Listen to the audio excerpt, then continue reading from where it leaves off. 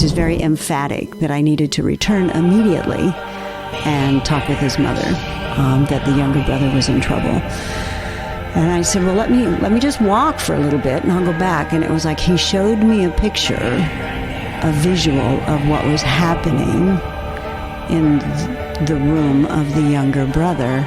And it was, to be perfectly honest, one of the scariest things I've ever seen. And I've seen a lot of stuff. When it's that scary, you don't stop and ask, who are you and what do you want? Welcome to the Better Each Day podcast radio show with Bruce Hilliard. Today and every day, reaching out for innovative ideas in every way. Today's show is brought to you by your future. It comes with a lifetime guarantee. She Talks to the Dead, Sanar Alixandyr. Welcome back. The more life I invest in each moment in time, the more the past seems to reverberate itself and haunt me with things I've said, things I've done. And it reminds me of how I was haunted as a child and a teenager by spirits from, I did not know where they came from, but I was very sensitive to their presences and felt them as real to me, but no one else felt them or saw them. So that created great confusion within myself as a small child. Like, what's real and what's not real? You mentioned last year you were talking about like Tinkerbell type things that you would see. Yes, those were the happy ones. Today we can talk about the not so happy ones. Okay, yeah. I'm good for that. Are you going to scare me? I don't know. You don't look very scarable to me. I have all the lights on and everything. You have all the lights on. That's a good idea. Should we light a candle? I was actually going to buy one. I thought, were you? Yeah. But what if it blew out? I was always kidding, saying I was going to set up an extra mic in case a ghost showed up or something like that. But I'd freak out. And I don't know why you don't. The whole topic to me is, all I have is the Hollywood version in mind, so. Yeah. And all I have is experiential in nature. So, they were, because I had some near-death experiences, I got very clear that I could be here, I could be other places as well. I could see this dimension and be present in a different dimension. And I could see other beings of light or darkness, whether I was in that dimension or this dimension. My consciousness, I'll call it my consciousness, that part that I believe to be me. I'm not the color of my eyes or the sound of my voice or, whatever age I happen to be or whatever talents or skills I happen to have. But there's a piece of me. I got clear very early on, thank you for the gift, that there is a part of me that is beyond this, outside of this, and it can come and go at will. That is so beyond anything I know about. Well, I'm sure you've seen it in movies, yeah? Yeah, all I get is like I say, the Hollywood rendition of it. And I think the first thing people want to do is debunk. Yes. Some things are hard to prove or disprove. That's why I have you. And, with a great sense of humor. And I think only by going through some really, really, really crappy times can you start to laugh about it. I remember when I was going through my post-traumatic stress healing process, because I blocked all memory of these experiences from childhood and then began to remember in 1989, which kind of checked me out of tangible reality for a few years. But every time I would re-experience a memory, and that's what post-traumatic stress disorder is, it's a haunting of a past experience, an experience that keeps recurring and recurring and recurring, and you keep experiencing the same event over and over and over again. So people who have been in wars, people who have had horrible, horrible experiences, they somehow get stuck on a loop in your in your beingness somewhere, and it just keeps replaying because it was such a traumatic experience.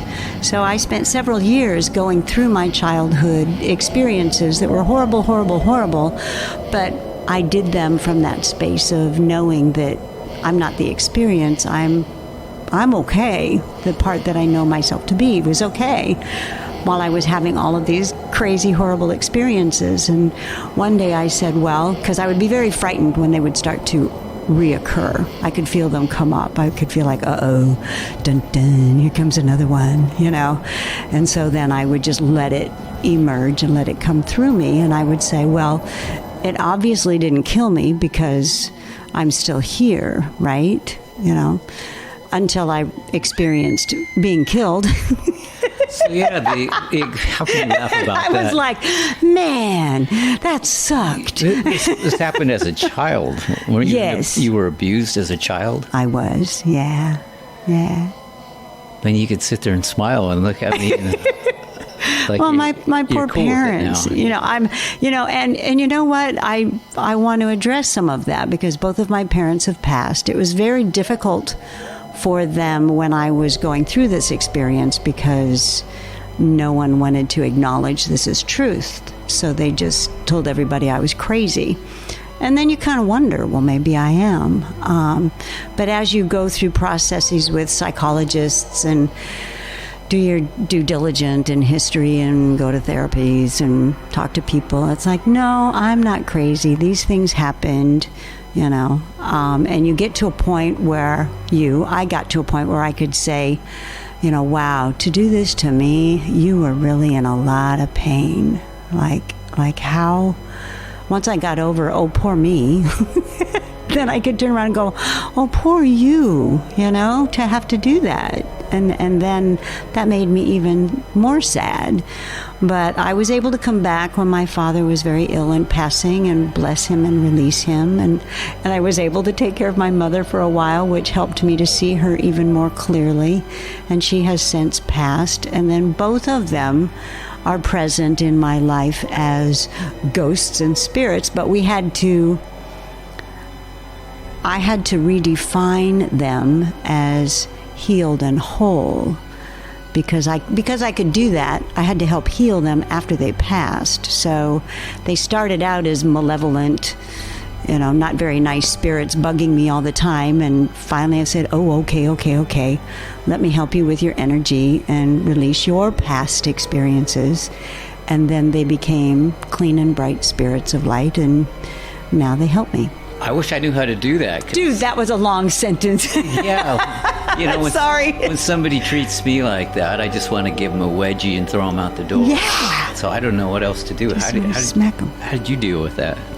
I absolutely not kindly or genteelly at first. I would say I was being haunted. So after my father passed, he would come to me, and he was a dark soul in my perception. It was dark, and I was like, go away, you're dead, you suck, I don't like you, go away. And he kept coming back and coming back. Now, I profess that if you are being haunted, you stand up as a strong and healed person, and you tell them to leave you alone, and they go away. Well, this was my father. So yeah. I was like, just leave me alone. Come on, you're gone. That's what you say if something is haunting you. Yeah. You can tell it to go away. Yeah. Yes, but you have to really take a stand. And if it doesn't go away, then you have to take a look at why it's haunting you. Do you have to energize yourself to do that? Like, does it take extra effort, extra consciousness, or? It does. It kind of takes a level of showing upness. So if you are facing down a barking dog, if a dog looked like it's going to chase you, you don't turn away and run because the dog's going to chase you and bite you. So you turn around, you face it, and you very strongly and very powerfully say no, stop, whatever. And they may stop and they may not, but usually that will do it.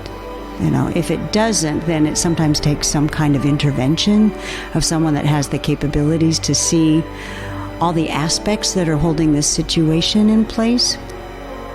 Like, why are you being haunted? Who is this? Is it you? Is it the space? Is it something else? Is it some malevolent spirit that go, ooh, lunch. You know? You're so bright and happy. Let me have some of you. You know? So, I know what everybody wants to hear is a malevolent spirit story. So I moved to Washington State because I love the water, I love the ocean. I moved from Arizona to, I believe, to help heal my childhood completely, because this is where all those childhood experiences happened. And I escaped as soon as I could as a young adult and never came back unless I absolutely had to. And so I know that I came here to physically, like, okay, let's just be done with all that. And I found a lovely apartment in which I was blessed with the ability to live, and discovered that it was an apartment that my mother used to live in. How did that come about? I was following spiritual guidance, and I was like, okay, fine. Can I live here? They're like, yeah. I'm like, okay, cool. So I moved here. And very shortly after moving, the manager of the apartment said, so have you met any of our ghosts? And I said, what? I thought, I never said anything about the ability to. I did not put that on my application for. Usually, it's not on there. It's not on there. They always want to know my ethnicity and my gender and my income. Yeah, that's key too. Yeah. Ghosts never come up in that application. No. So she was like, "So have you met any of our ghosts?" And I'm like, "Well, actually, yeah."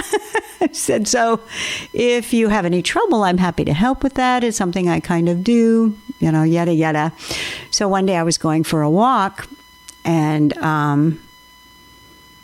I had shared that my son had taken his life. Yeah. And for because another lady's son had taken his life. And we were sharing stories and pictures and things, and they were lookalikes, these two boys. And just, it's a group that not very many people understand, and we say it's not one you want to be a member of. So we were visiting and chatting about these things, and I go to take a walk, and this spirit is just badgering me and badgering me and badgering me and badgering me, and I'm like, what? I'm taking a walk, it's a beautiful day, and he communicated that he was the brother that had taken his life, and the younger brother needed my help.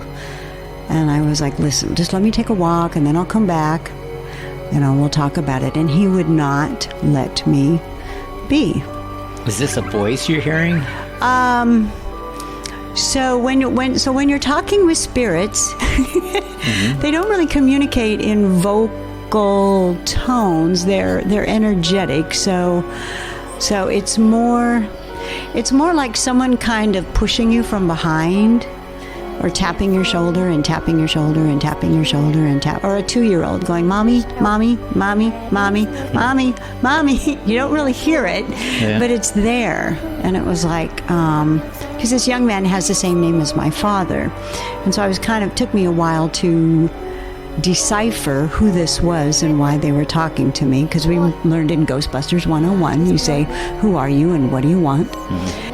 And he was just very emphatic that I needed to return immediately and talk with his mother, that the younger brother was in trouble. And I said, well, let me just walk for a little bit and I'll go back. And it was like he showed me a picture, a visual of what was happening in the room of the younger brother. And it was, to be perfectly honest, one of the scariest things I've ever seen. And I've seen a lot of stuff. When it's that scary, you don't stop and ask, who are you and what do you want? I immediately, it was just, so imagine somebody stabbing you in the heart and how much that would hurt. It would be that scary. It was that malevolent. It was that sinister. It was that bad. It was like, oh my goodness. And so I knew that The people in the household couldn't see it, but could probably feel it. So I immediately inserted my energy into the room and created a wall between that entity and the child, and said, okay, I'm turning around now. And went back and started to, and actually it's a great story, because I walked back into the office and I couldn't remember the name of the mother. And I said, you and your son won't let me be. And she was like, oh yeah, of course, he's persistent, blah blah. And we immediately went in and ghost busted the house and cleared the energy. But it was a very dangerous, very malicious, very malevolent, very, very evil presence. How do you ghost bust it? It depends on the energy. In this case, it was huge. It was way big. So what I have to do is make myself bigger than that, and I create a wall in between that energy and the person that it has decided to haunt.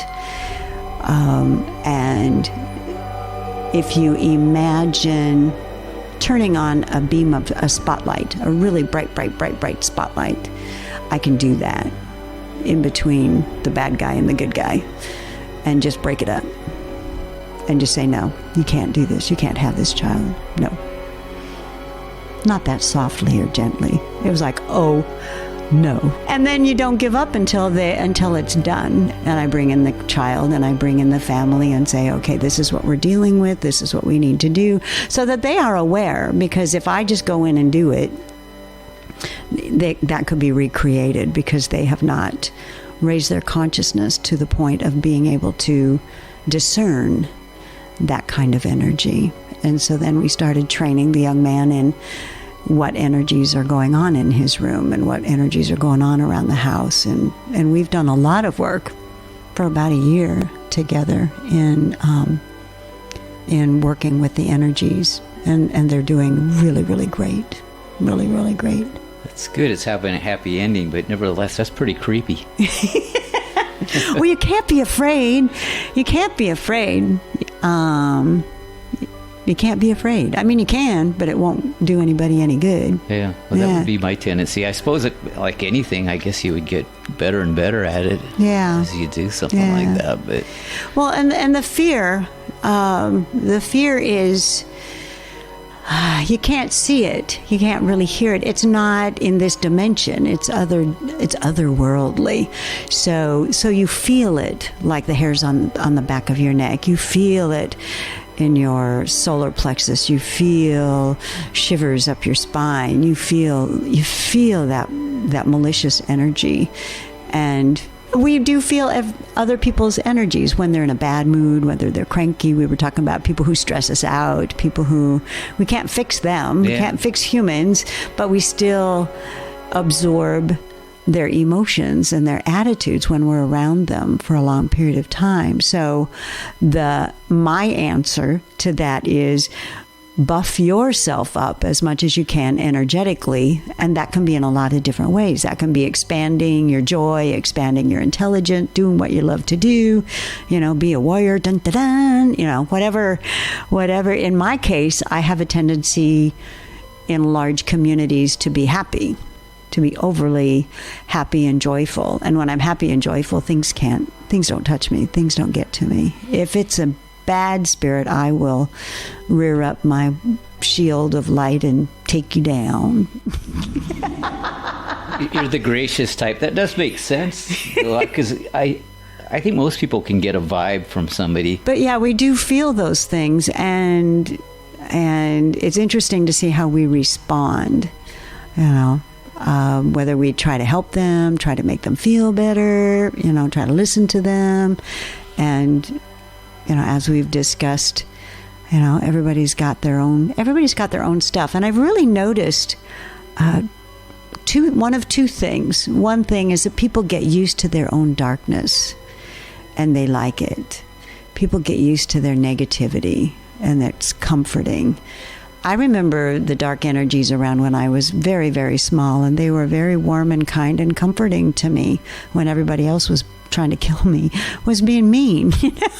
No place was safe or kind, and here were these dark energies that attached themselves to me and said they were my friends. And when I had to really let them go, that was very hard for me. They were very warm and seemed like a protection for me when they really weren't. Where is the other side? The other side! Sounds like a Doors song. That's a really good question. I'm going to say it depends on your consciousness and your belief structure and your DNA. I think it depends a lot on what you were trained, where you come from, your heritage, what you choose to believe, how you choose to see this reality or that reality, who you believe has the right truth for you, because there's a lot of philosophies. There's a lot of, heaven is this, well, heaven is that. Hell's this, hell's that. It's the fifth dimension, it's the fourth dimension, it's the 12th dimension, it's the seventh dimension. Like, where in the world is all of this, And the truth is, it's all here. And you get to choose where you want to be. And so we're always kind of like moving through energies. All these dimensions are in the absence of stuff. So like out in outer space, there's a lot of space. In inner space, in the subatomic structures, there's a lot of space. And that's where all these things are. I'm giving you googly eyes. I know. My hair's standing up.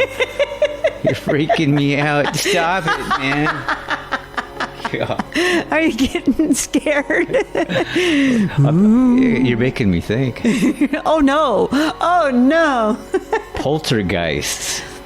That always brings to mind a movie. It does. The truth, my experience with poltergeist is that it's beer foam. Beer foam. Yeah. Yeah.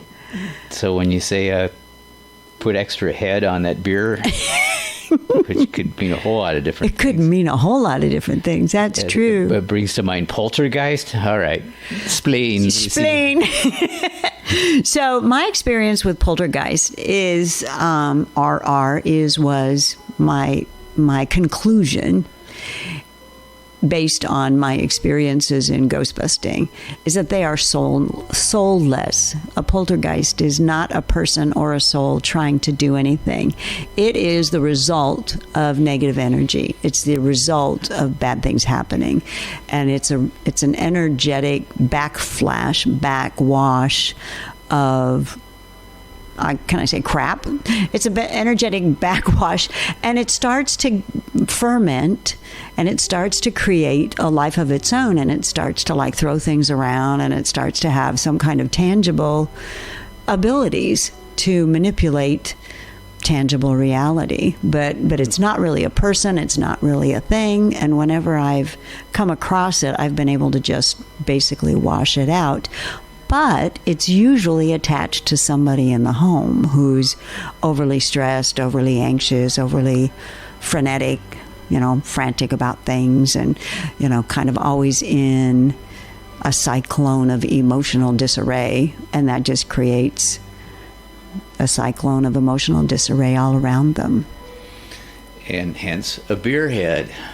Wow. Ta-da! Okay. Who knew? You put it into terms. Yeah, I understand beer really well. We're getting somewhere here. We're getting somewhere. All right, you're thinking, and we got beer. Yeah. All right. And yes, sir. The list goes on. Demons, ghosts. Yeah. Boy, oh boy. Which one would you want? Well, demons. Demons.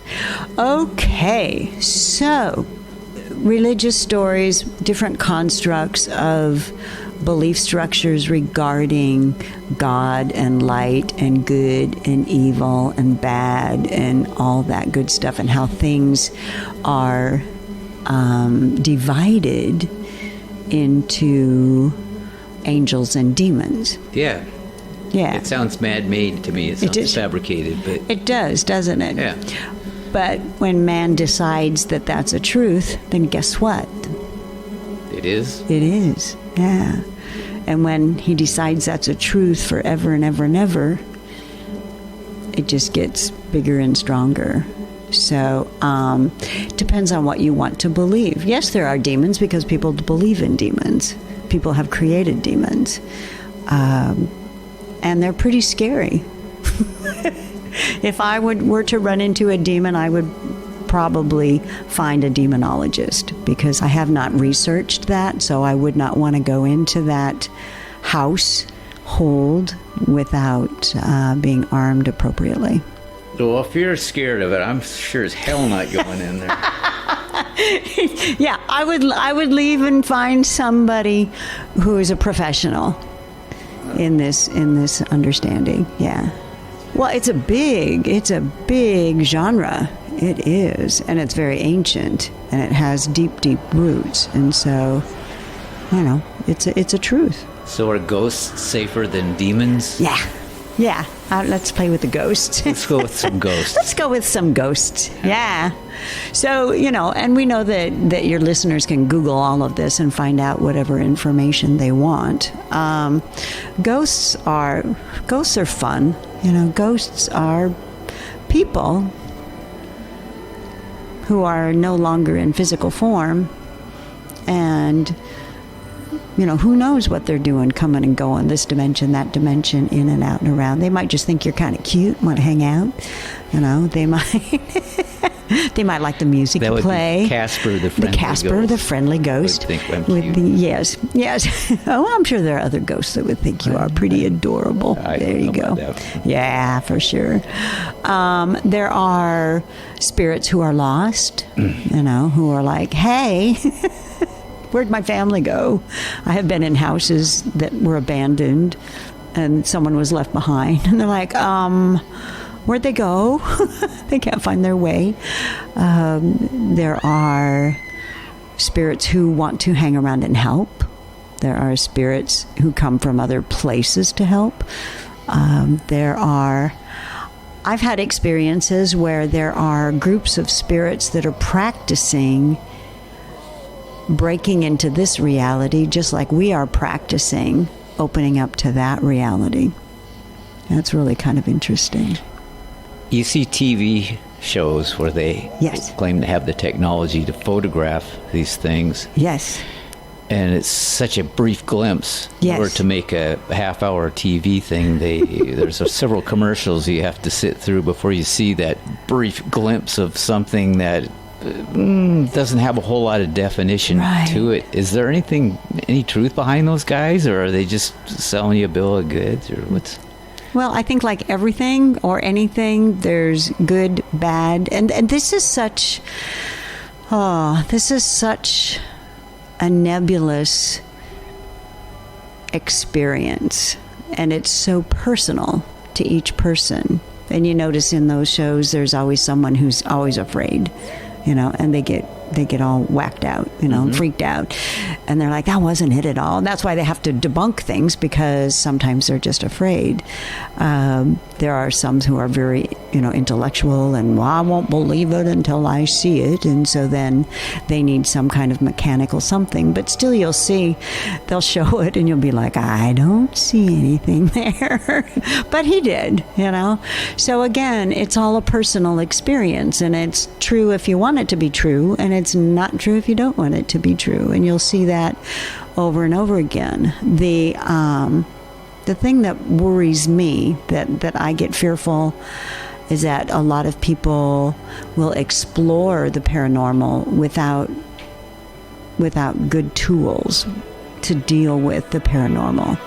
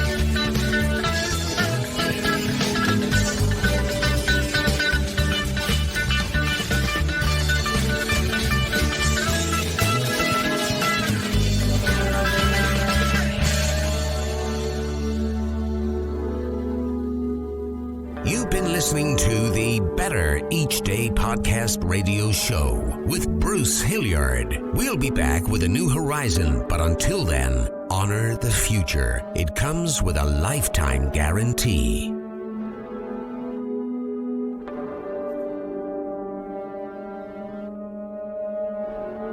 And we're all just trying to make the next day a bit better.